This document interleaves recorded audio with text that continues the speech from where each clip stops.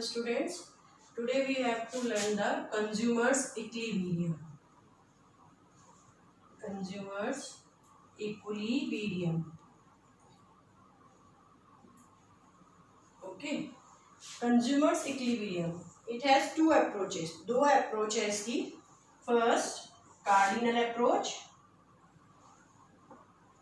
and second is ordinal approach.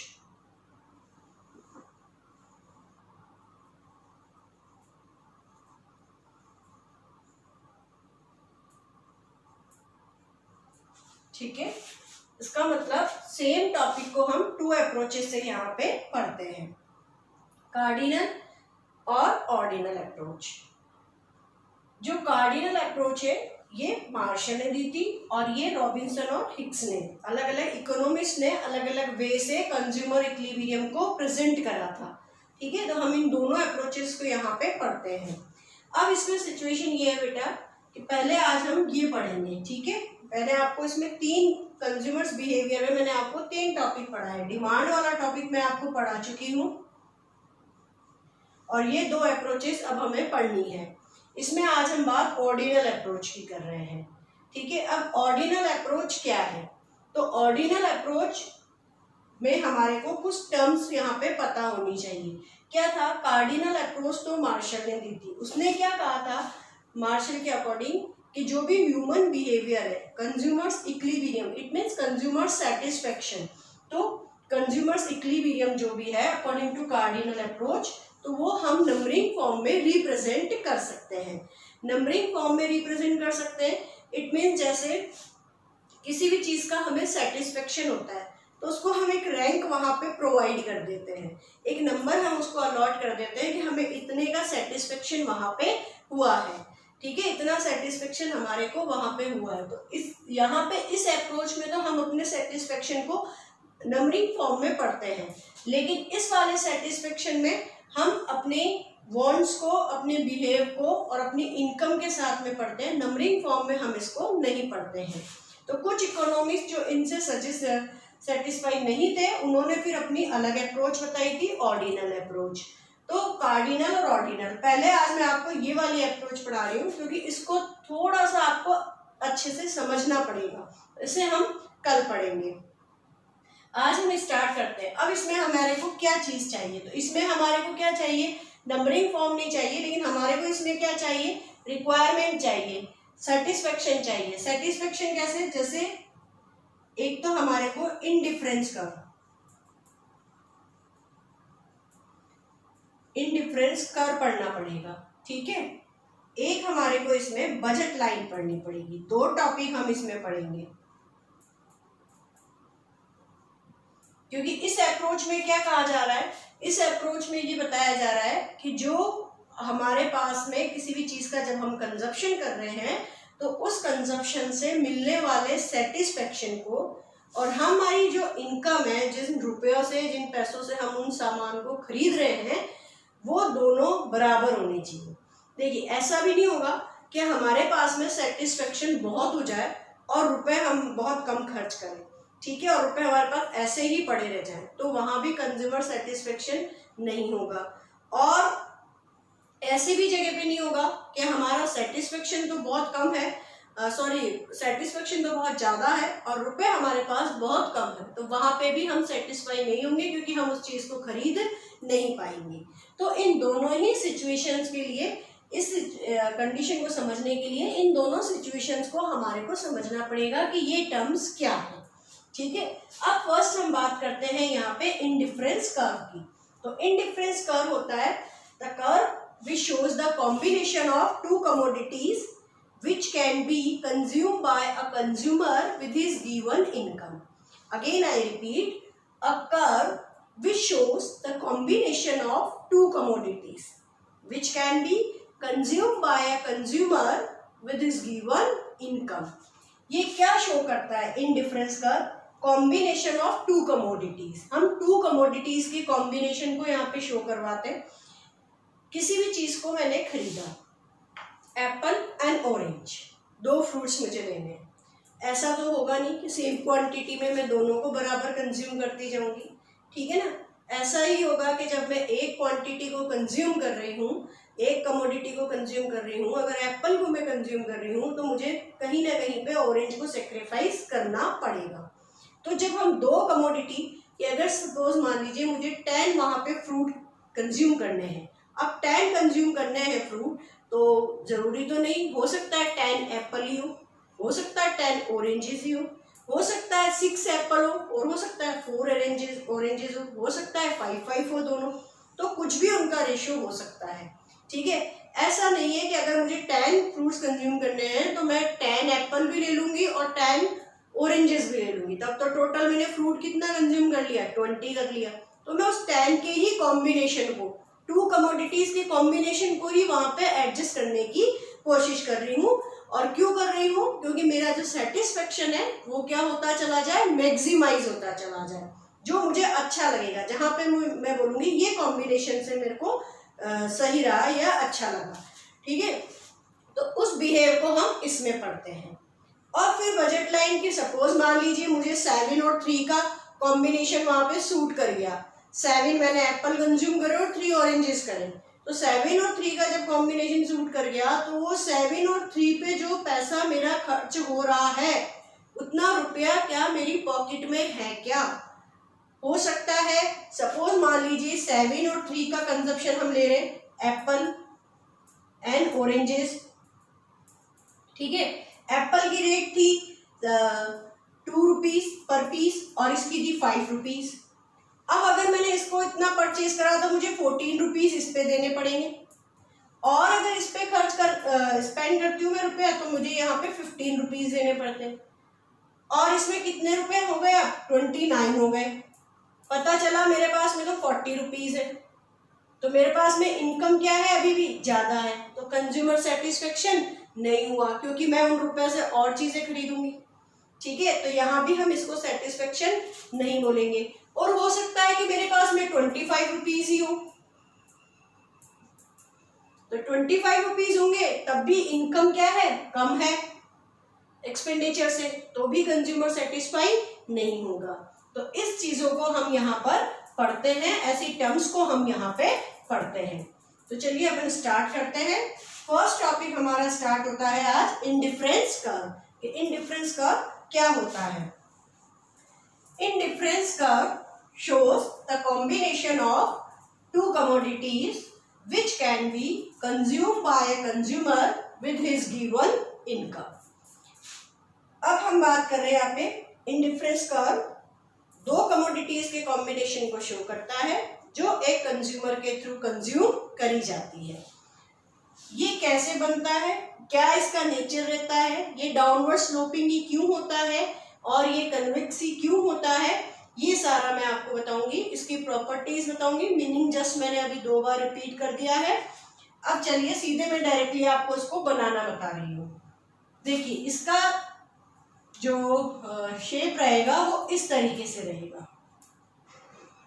ठीक है, हमेशा इसका शेप ऐसा ही रहेगा, कन्वेक्स रहेगा ये। अब ये क्यों रहेगा? ठीक है, देखिए क्या होगा, जैसे हमने एक्स और वाई 2 कमोडिटीज को कंज्यूम करा, कुछ भी हो सकता है, ब्रेड बटर हो सकता है, एप्पल ऑरेंज हो सकता है, जो भी आपको पसंद है, कोई भी 2 कमोडिटीज आपने यहाँ पे कंज्यूम कर रहे हो। रुपए पैसे की, प्राइस की अभी हम कुछ भी बात यहाँ पे नहीं कर रहे हैं। ठीक है, सिर्फ हम उन कमोडिटीज को यहाँ पे कंज्यूम कर रहे हैं। अब ये तो होगा नहीं, बहुत सारा आपने दूसरी कमोडिटी भी कंज्यूम कर ली और बहुत सारी पहली वाली भी कर ली, आपको एक के लिए अनदर को सेक्रीफाइस करना ही पड़ेगा। और जब हम एक वैल्यू बढ़ेगी और एक वैल्यू डाउन होगी, तो जैसे डिमांड कर्व बना था डाउनवर्ड स्लोपिंग में, वैसा ही कर्व ये डाउनवर्ड स्लोपिंग में बनता है। क्यों बन रहा है? क्योंकि इसमें भी इनवर्स रिलेशनशिप है। कौन सी इनवर्स रिलेशनशिप है? कोई भी एक कमोडिटी को जिसे हम कंज्यूम करेंगे उसकी वैल्यू इंक्रीज होती जाएगी, और कोई भी उसके अगेंस्ट में किसी और अनदर कमोडिटी को हम सेक्रीफाइस करेंगे तो उसकी वैल्यू डिक्रीज होती जाएगी। जैसे सपोज फर्स्ट कमोडिटी हमने यहाँ पे कंज्यूम करी, ठीक है, और यहाँ पे हमने इसको 15 कंज्यूम करा। ठीक, अब पता चला कंज्यूमर को ये कमोडिटी बहुत ज़्यादा पसंद आई है, बहुत अच्छी लग रही है उसको, और जब बहुत अच्छी लग रही है तो वो इसको सेक्रीफाइस करने के लिए रेडी हो गया है। इसको सेक्रीफाइस करने के लिए तो इसकी सेकंड कमोडिटी को ये कंज्यूम करने के लिए रेडी हो गया, और इसके अगेंस्ट में इसको सेक्रीफाइस करना पड़ा, कुछ पेमेंट करना पड़ा। मान लीजिए जिस भी कैंडिडेट ने इसको एक कमोडिटी और दी, उसने कहा कि भाई आपको मुझे, यहाँ पे हमने एप्पल ले लिया और यहाँ हमने ऑरेंज ले लिया, ठीक है। अब इसने कहा अगर आपको सेकंड एप्पल चाहिए तो आपको इसके अगेंस्ट में 5 ऑरेंजेस देने पड़ेंगे, ठीक है। तो इसने सेकंड एप्पल को कंज्यूम करा और 5 ऑरेंजेस उसको दे दिए। अब इसके पास में कितना हो गया कंजप्शन, 10 का ही हो गया। अब ये इस रेशियो को कंज्यूम कर रहा है।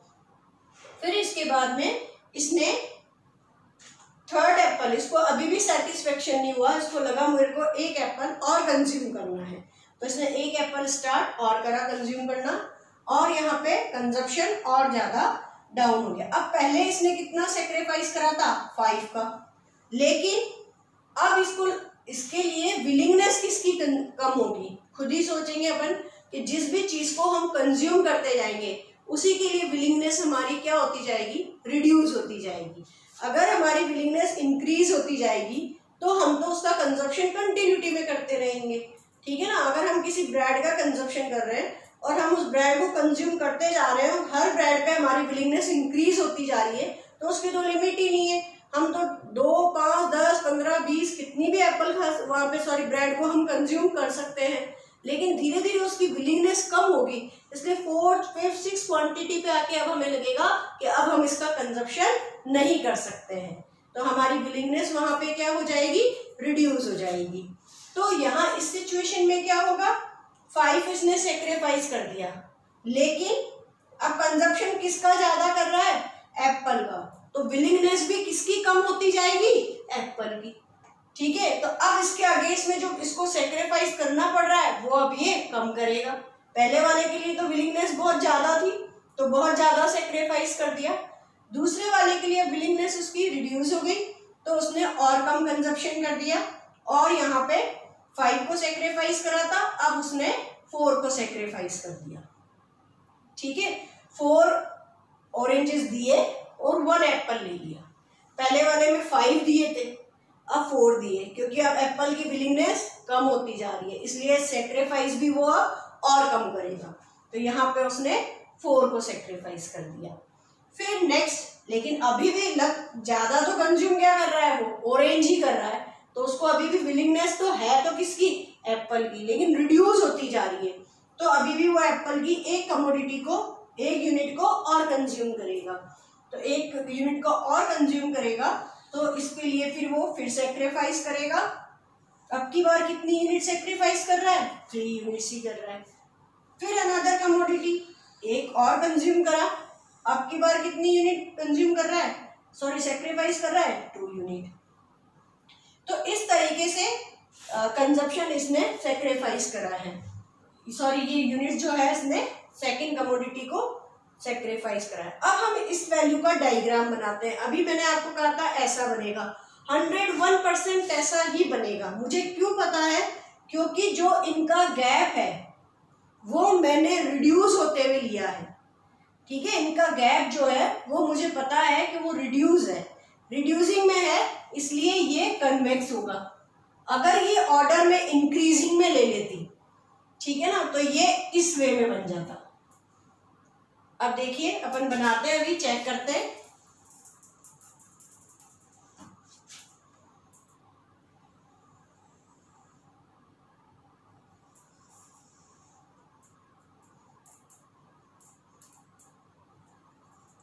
On x axis we have to take the x commodity,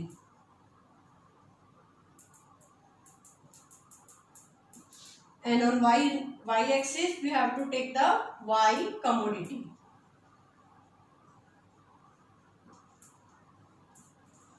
ठीक है। 15 का हमें डिफरेंस दिखाना है और 5 है, 15 तक हमें वैल्यू ले जानी है, तो यहाँ तो हम एग्जैक्टली ले जाते हैं। एक्स कमोडिटी, एक्स एक्सिस पे एक्स कमोडिटी, तो 1 2, 3, 4 एंड 5। ठीक है, और y एक्सिस पे y कमोडिटी, अगर अब मैं 1, 2, 3, 4, 5 ले जाऊंगी तो 15 मेरा बहुत बड़ा हो जाएगा, इसलिए मुझे क्या करना पड़ेगा, यहाँ पे गैप लेना पड़ेगा। तो 15 मुझे हाईएस्ट ले जाना है और 5 ही पॉइंट्स दिखाने सही रहेंगे, तो 3 का डिफरेंस लूंगी मैं यहाँ पे। 3, 6, 9, 12 and 15। Okay, first combination 1 and 15। X commodity कितनी कंज्यूम करी जा रही है, 1, and y commodity 15 and 1।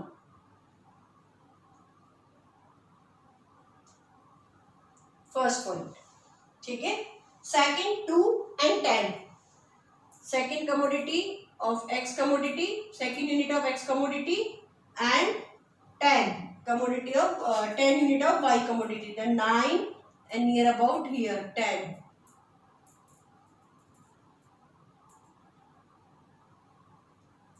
Okay, and third 3 and 6. Third x commodity and 6 is y commodity, and 4 and 3. 3 is y commodity and the 4 is x commodity, and 5 and 1